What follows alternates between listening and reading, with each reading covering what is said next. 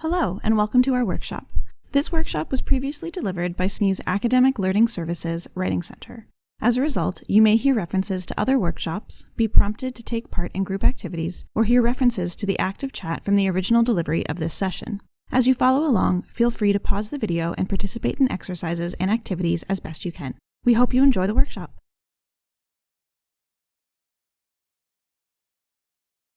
So let's get started today with communicating online and the ways that we can understand our online persona and ways that we can communicate effectively and efficiently for both our professors to understand what we're saying as well as our peers too, and to really get out as what we're looking for from when we communicate, whether it's sending an email or posting a discussion board post or trying to communicate with a peer or a prof as well. So the first thing I want to do is a poll. You can tell that I love using polls. It's a quick and easy way to get people's reactions and answers to things. So what is the most common form of communication that you use? So I'm just going to quickly write some options down, and then just like before, I'll post it, and then you can choose. So think about how you communicate and what ways that you communicate the most in your day-to-day. And this might have changed, especially with online communication. So I just created it. Choose the one that you use the most to communicate when you're talking to friends, family, want to get things done, that kind of thing. What do you gravitate towards mostly? So Instagram, Facebook Messenger, are you texting? Are you sending emails?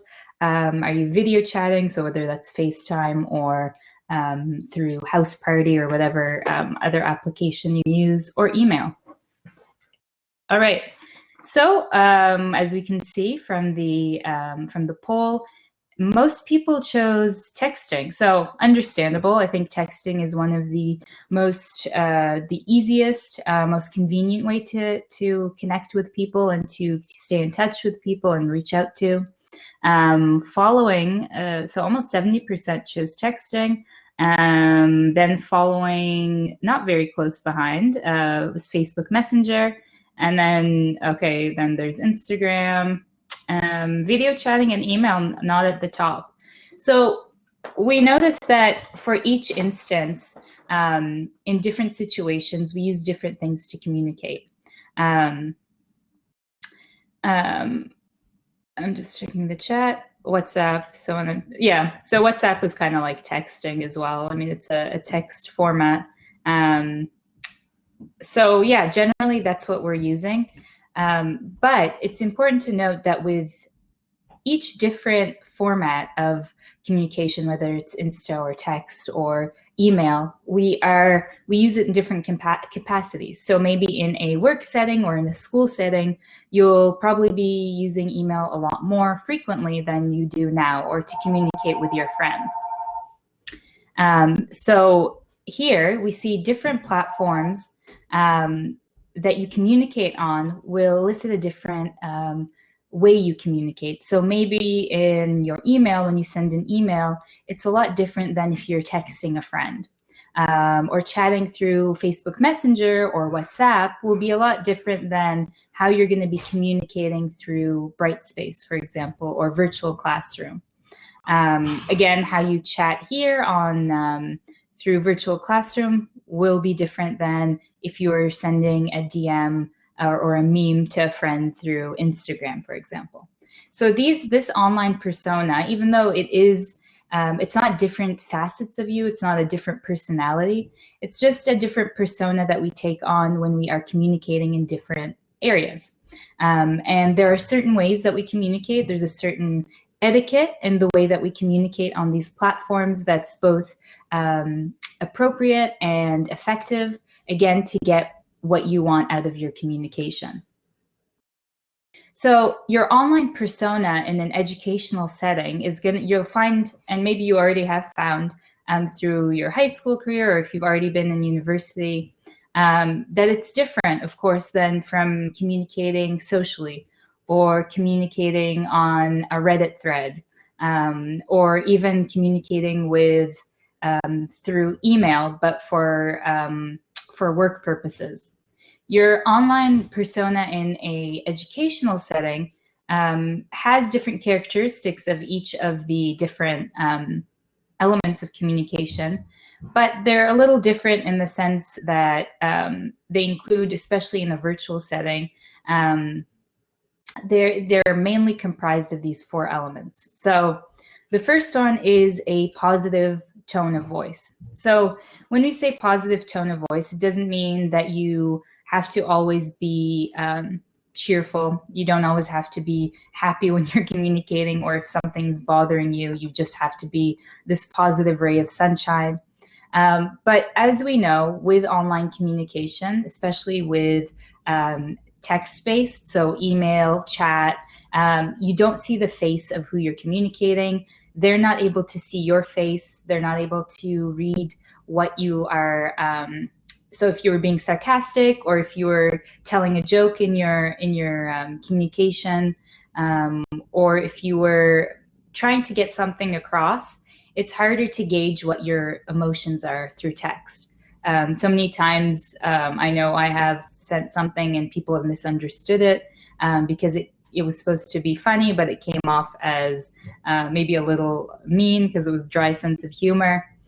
So it's harder to get that tone across. So you want to be mindful of that. You want to make sure that even if you are maybe replying to something that you're not happy with, or you're emailing a prof about maybe you weren't happy with the grade you received and you were asking for more clarification, that you are being positive in your tone. You're avoiding any sarcasm. You're avoiding any negativity in the way that you're writing. That you keep it very professional, which leads us into number 2, which is formal tone, or being formal in your writing. So you find, I mean, when we are writing in our day-to-day, when we are texting and communicating with our friends and family, we're using a lot of shorthand. There's a sense of, there's this colloquialism in the way that we talk. There's a familiarity with who we're talking to, so it's a lot more natural, a lot easier to communicate because of that built history and that friendship with whoever we're communicating with. So within an educational setting, your online persona should be a little bit more formal. So that doesn't mean that you have to, every time you send a message in the chat, that you have to start it off with, "Dear Amanda, I have a question about this," and then sign off your name. Each kind of platform will have a different way that you communicate, but generally you want to make sure that you are being formal in the way that you're directing what you're saying. You're not using shorthand, or you're not using any acronyms, TTYL or LOL, or just making sure that you are getting to the point clearly and effectively and efficiently, and that you are keeping that more formal tone, especially when you're talking to a prof, or if you're trying to reach out to let's say SAS or ITSS, or you're asking for help in something. It'll be easier for that person to read that information. And then there's an air of formality as well, where that might not, that again can change with each platform. And we'll be talking a lot more about the specific platforms and how to communicate on them as well. The third thing is being focused and intentional. So a lot of times same thing with communicating online, it can sometimes, if we are not as clear, things can be misconstrued, things can be, what you're trying to ask may be lost in all the text. So try to, in anything that you're saying, whether it's asking a question, whether it's submitting a discussion board post, whether it's even communicating here on the chat, for example, try to be focused and intentional with what you're trying to ask. What is it that you want to get out of this communication? What is it that you want to get out of what you're asking? What answer do you want to receive? What information do you want to get out of it? And so this will help you to stay focused. It'll help you to keep what you're saying clear and concise, and straight to the point. You don't want to write paragraph upon paragraph in an email that can be maybe said in a couple sentences. You want to make sure that you're saying things directly, especially with online communication, and especially in this virtual learning environment where everybody's communicating online. So you want to make sure that you are being as clear and concise as possible. Finally, the fourth point, your online persona in this setting, in this educational setting, should be a lot more participatory. So whether that is contributing to the poll, for example, like this, providing, if I ask a question, for example, or if your prof asks a question, answering in the chat, raising your hand, and we'll see different features, online features, where you have the option to raise your hand and participate. Providing feedback if you're asked to post on a discussion board, for example, replying to a peer's post. Reaching out to supports, reaching out to your prof or your TA, going to virtual office hours. Those are ways that you, in your educational setting, A, it shows that you are participating, and B, more importantly, that you are making the most out of the supports that are offered, as well as in the class that you're in. It keeps you aware, it keeps you focused, and it keeps you making the most out of it. We get the most out of our lectures, whether it's online or in person, if we are participating, if we are contributing to the conversation. And so that's kind of that number 4 is what I mean by participatory, and engaging both online and with your prof, as well as with your peers and the supports that are offered as well. So before composing and sending, there are a few things that you should think of in general. So for all forms of communication, you should think of your target audience for sure.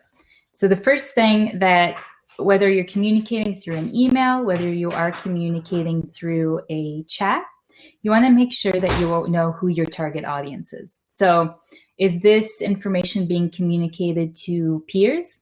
Is this communication being communicated to a prof? Are you sending this information to are you sending an email to the Writing Center for help? So think of who you are sending all of this information to, where you're posting it, who's going to see it, because that definitely will change your tone, maybe change the way that you write something. So for example, if you were sending an email to your group, let's say, to your peers you have a group assignment. Of course, it's going to be a little bit formal, of course, because you're going to be talking about work, but it won't be as rigid or as maybe kind of specific if you were talking to your prof, for example.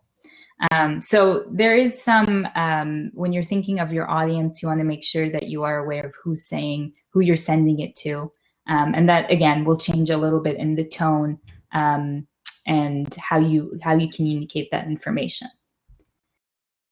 The second thing to think about is, of course, the instructions. So this more pertains to if you were asked to post something online, post something on your Brightspace course page, a discussion post or an assignment, even an email, sending an email if you're asked to send a specific email to your class or your prof. So you want to think of what's being asked of you. And I know this sounds very, very obvious, especially in communication. But a lot of times we rush into whether it's an assignment or whatever it is, and we just start doing it just because we want to get it over with. We want to finish it and move on to the next thing. But really be aware of what's being asked of you, especially in an assignment. This really will help with that back and forth of, oh, you forgot this part, oh, you didn't submit this part, and it'll help you to kind of send an effective form of communication. So read what points are being asked of you, read what is expected, and maybe drawing an outline of the points that you need to cover in an assignment or a discussion board post, for example. Or maybe you're asking a question, making sure that you have all the parts that you really want to communicate to your audience. So just make sure that you're thinking of what's being asked and that you're clear of that before you start writing, and before you get into whatever it is as well.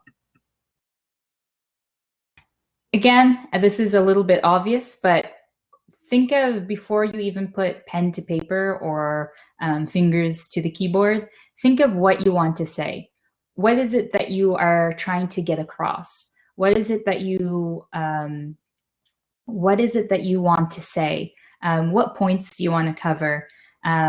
What do you want your audience to read and kind of think of generally? So in this, you want to be able to, similar to the instructions, you want to sit down before you even start the writing process and really think of what it is that you want to say. What points do you want to cover? And sometimes making an outline is helpful for that. And of course, your different forms of communication. So again, if you're communicating in a chat, you don't really have to do that, just because it is it's a short form. It's a quicker way to communicate. But you still want to think of, what is it that I want to say? What am I trying to ask before you even start typing? And so that's a good way of thinking of that, along with who your audience is and what it is that you want to say and the points that you want to make effectively as well. So think of your outcome also. So this one is kind of on the other side of it. So if you're asking a question, if you're posing something in the chat or in an email, what outcome do you want to get out of it? What are you hoping the response will be? If you're posting an assignment, for example, what do you hope the outcome will be? What do you hope to get out of it? What do you hope the response will be? And so thinking of that from that perspective, you're able to, especially if you're asking a question or sending an email, you're able to see, okay, so does my question or does my content really reflect what I want the outcome to be? Will this get me what I'm looking for?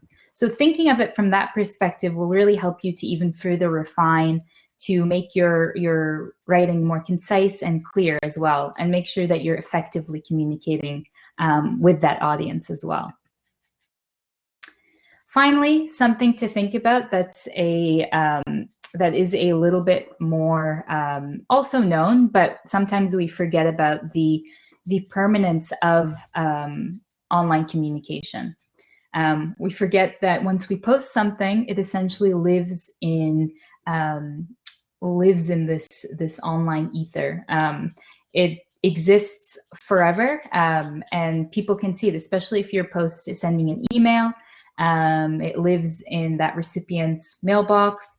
If you post on Brightspace, if you're asked to post a discussion post, that lives there. Your class can see it. And even chat communication, it exists even in this recording. The chat will exist as well. So be mindful of what you say. Be mindful that you are aware of what you're writing, and aware that everything you post online is permanent, essentially. And this is not to kind of scare you into not saying anything, but it's just good to know that it is permanent, and that we are communicating formally and effectively, and that we're being relevant in what we're saying, and mindful of our audience, and mindful of being sensitive to certain topics, and being aware and compassionate as well as communicators.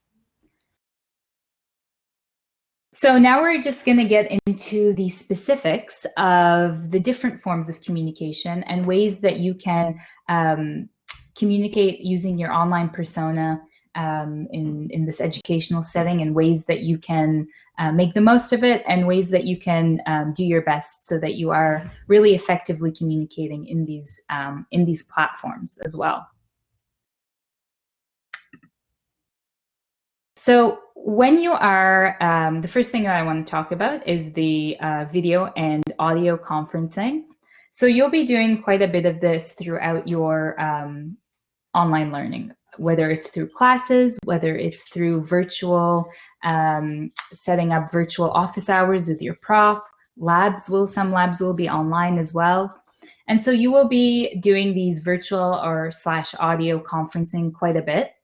As it is kind of the only way to see that face-to-face and have that face-to-face communication.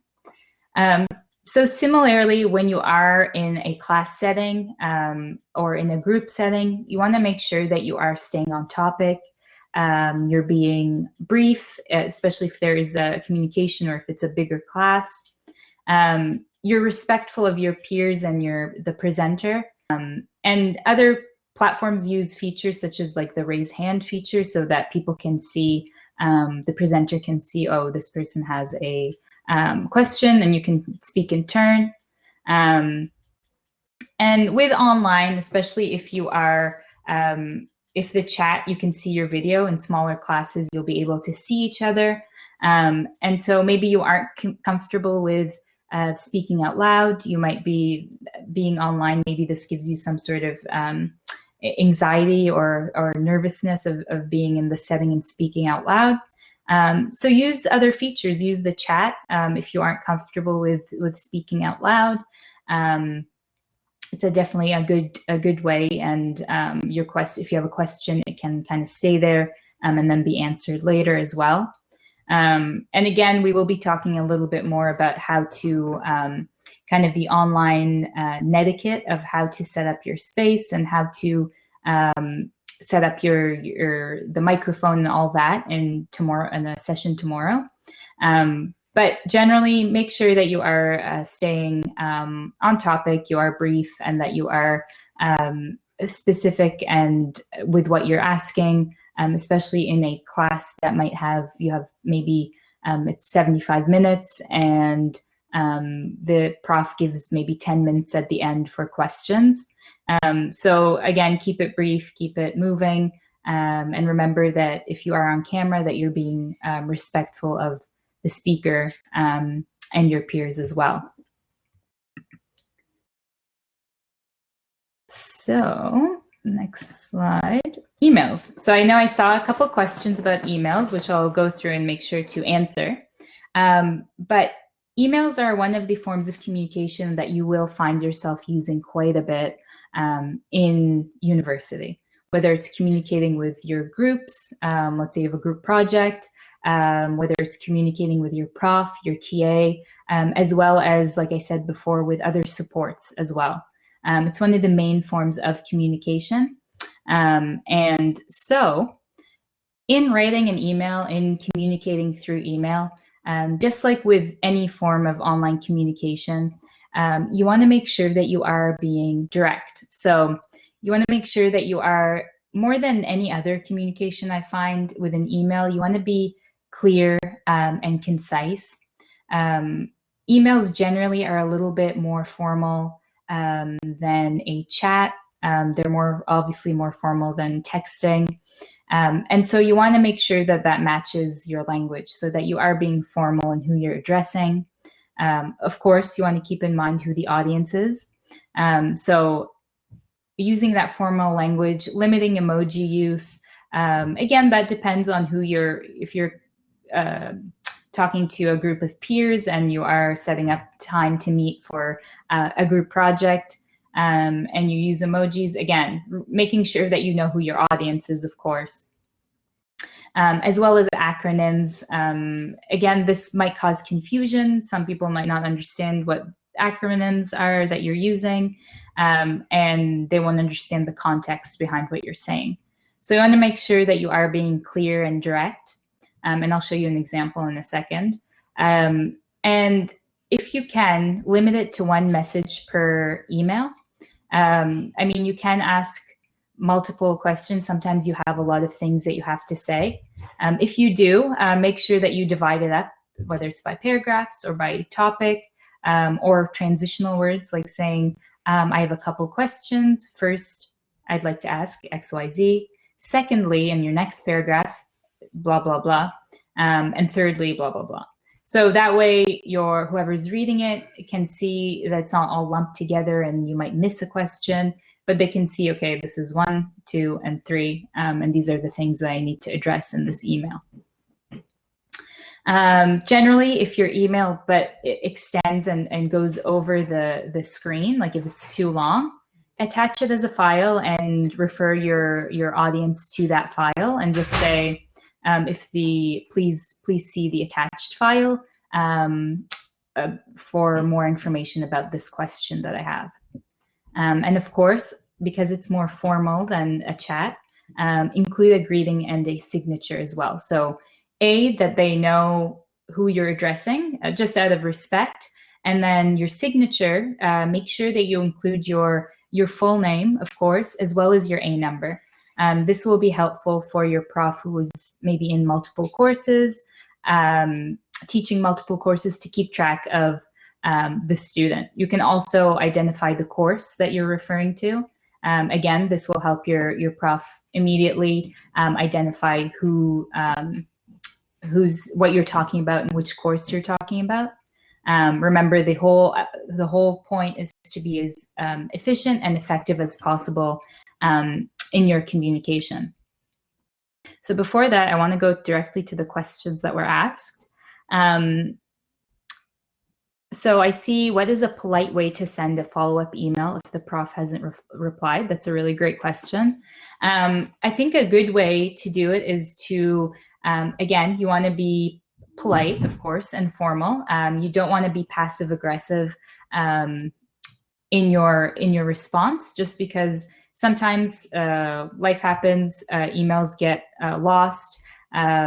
So a good way is maybe even replying to that email so that it's in a chain, and just reminding them, hi, I just wanted to follow up with this email request below that I had, or with this email that I had.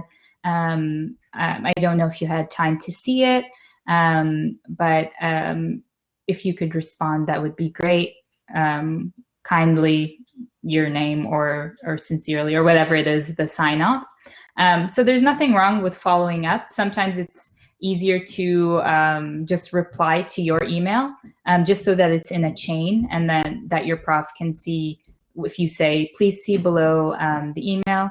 I know it's a busy time. I hope you are able to respond to this, whatever it is that you're asking.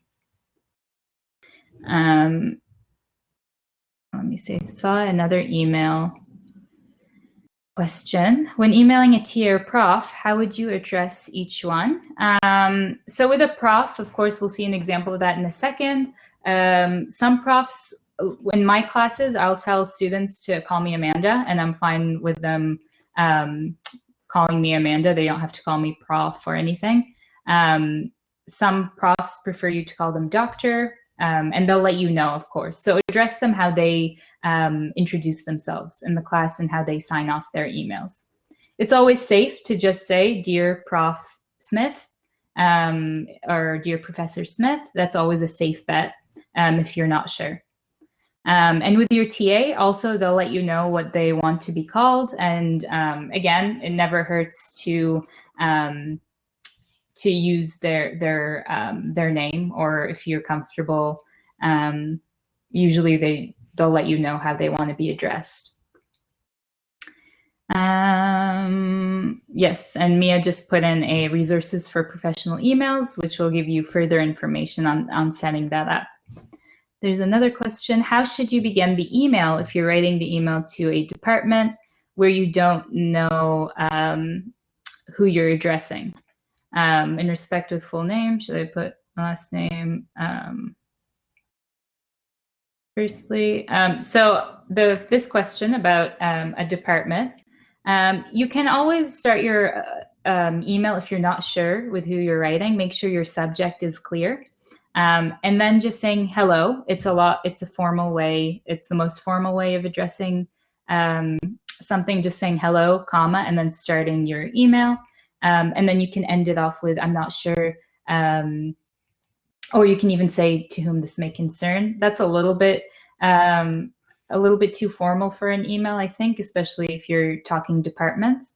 So you can just say hello, and then just be general with, I hope this finds you well, and then getting into what you want to say, and then signing off, or asking them to put you in contact with somebody who might be able to help you as well. And then the final question, in respect with the full name, should I put my last name first? No, you don't need to if you're signing off, if that's what you mean.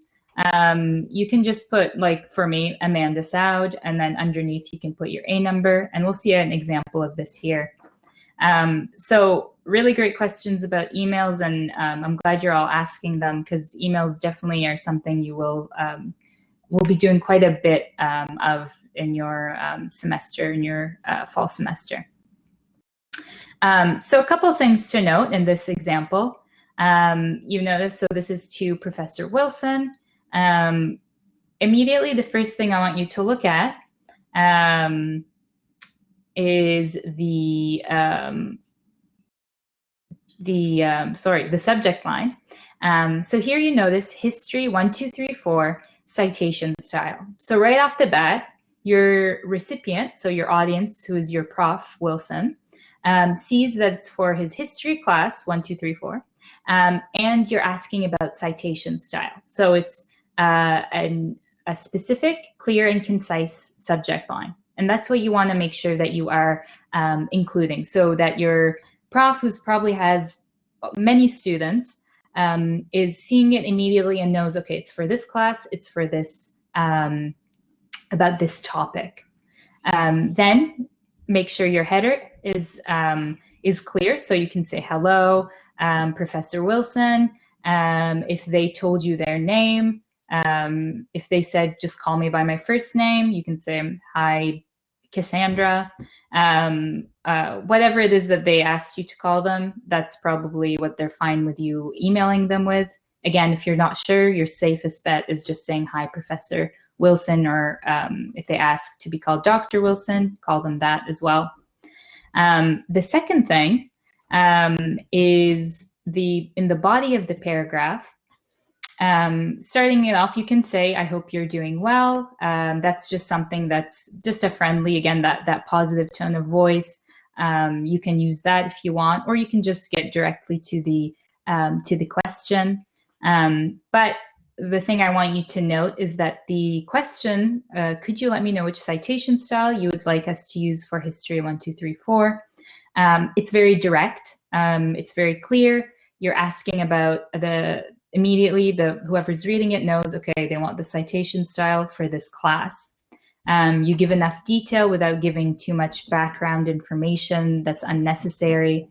And it's clear, again, what are you hoping for the outcome to be? And in this student's case, they want the citation style. And then signing off with, thank you, Amanda Saud. So this is what I meant about the closing statement, or the signing off, and then including your A number as well, just so they know exactly who they're talking to. So the second thing I want to talk about is discussion posts. So we've referenced them quite a bit. And so discussion board posts, if you're not familiar, on Brightspace, there is a tab called discussion posts.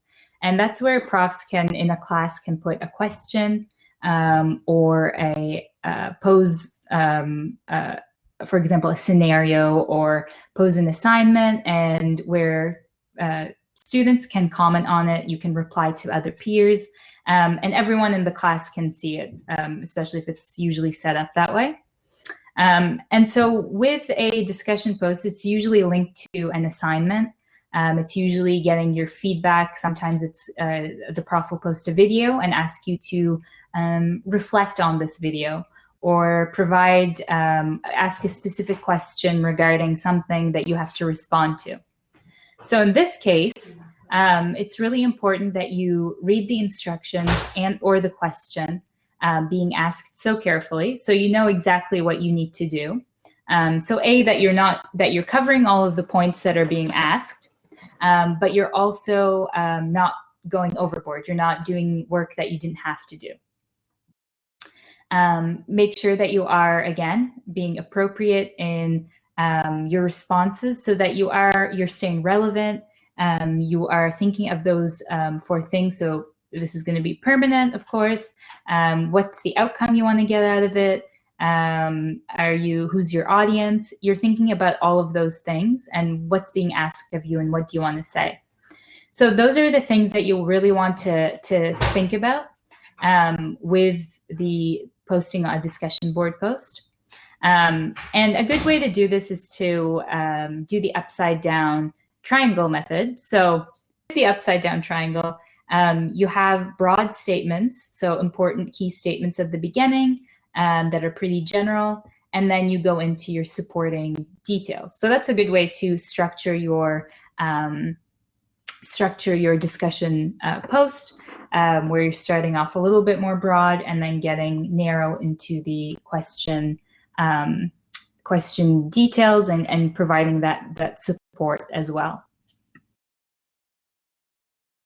Some helpful tips when you are writing a document like this: type out a draft in Word. If responding to a post, address them by name. So if you're responding to a peer, address them by their name. Avoid slang. If you disagree with someone, this is important. Make sure that your points are, again, you're being formal and respectful and you are positive. Even if you do disagree, or if it's someone posted something that you feel is maybe disrespectful or is offensive to you, you can respond. Just make sure that you're being respectful about it. And again, watch out for sarcasm. It can come across differently online. So try to keep it formal, especially in an educational setting. And typing out a draft in Word is a great way to get all your points that you want to say. A space where you can edit it at your own pace and then copy it and paste it into the post as well. So that's a good way, again, to make sure that you covered all of the things and you can check them off and make sure that you have covered your bases in answering the question. So communicating in chat is a little bit different because I'm sure you have noticed that it is a lot quicker. Your questions are answered fast, whether it's by the prof or whether it's by a TA or a supporting moderator on the call, or it's by other peers in the class. And so they exist on all types of video conferencing platforms. You're familiar with them through chat. How we communicate, really, again, who's your audience? How are we communicating with them? What's the setting? It'll all differ, of course. Chats are less formal in general. They're quick and they're direct. You still want to keep that educational persona where you are being respectful and a little bit more formal. And you want to be direct and concise still, especially in the chat where you don't want to write out this whole paragraph, and especially when the whole point of a chat is to be quick and to ask your questions and have them answered.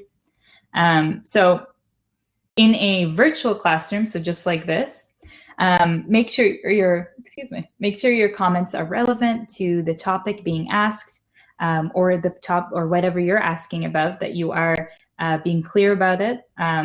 Again, from the questions that I've seen here, you've all done a really great job of communicating. All of the questions have been clear and on topic. And again, if you are responding to a certain question or to a certain person, you can chat with them directly. And you can see that if you click on anybody's name in the chat, if you see the users, you can click on the chat right at the top and you can communicate with them privately. Or you can communicate with the whole class and or send somebody by just putting @ and directly using their handle and talking to them that way. Within a live chat support, so let's say the research help desk at the library, before going into it and writing, think of your question and your issue that you want to ask. Really ask yourself, and in answering that question, am I providing all of the necessary information? And if your response doesn't match what you expected, try to explain your question without anger or sarcasm, or rewording what you want to ask. So remember that even though you are behind a screen, whoever you're communicating with is a live person with feelings, and so be mindful of how you are communicating with them. So even if you're frustrated or you're not getting your results that you asked for, or the question and response, that you are still being respectful, being formal, using that positive tone of voice, and being clear in what you're asking. So that's just a kind of a quick thing about chats. I know we're all very familiar with them, but generally keeping in that persona that we talked about generally, and applying it, of course, and in this setting, it's a little bit less formal than an email, for example. I want to quickly touch on peer feedback. You might be asked to do this in whether it's assignments for other classmates, responding to a discussion post, providing feedback on that, or commenting on somebody's work. So generally, this is a really good skill to have, and you'll be able to practice it, and you will be practicing it throughout your university, throughout the 4 years, regardless of virtual or not virtual. But it's a really great skill to have, wherein you are able to look at the work and see it from a different perspective. You develop your own skills of critically analyzing work. You bring in your own context, your own background, your own style. And when somebody's looking at your work, they bring that same thing. So it's important to get those perspectives as well when somebody's looking at your work. So generally, there's a first reading when you are going through your peer reviewing somebody's work. Familiarize yourself with the instructions, what's being asked, and don't read for like the little nitty-gritty details right at the beginning, but go through and look at the content. Is there a thesis? What's the argument being presented? And avoid making comments at this first reading stage. This is just to get like an idea of the content. You can highlight here just things or underline to go back to in your next or second or third reading. But you're looking more at the coherence and the clarity in general, and understanding the content. In the second reading or subsequent readings after the first one, this is where you can annotate further, where you can get into the details of the questions, you can get into constructive comments. You want to go through with a focused lens, looking at the paragraph and sentence structure, and flow between the ideas.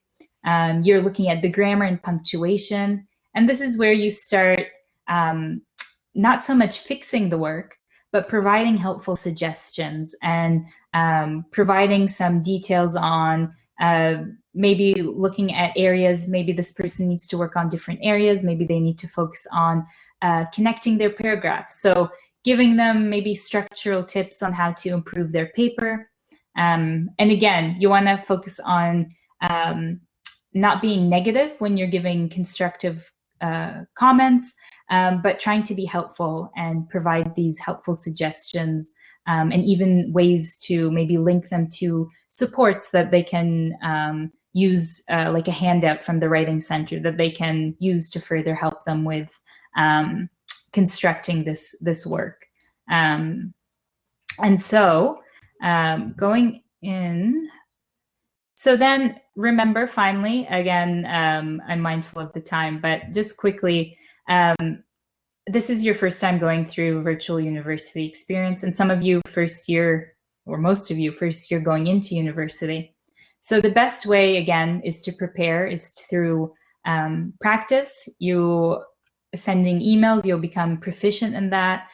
Posting on discussion board. It's all about just being open to learning about it, practicing by doing it, and reaching out to supports when you need help.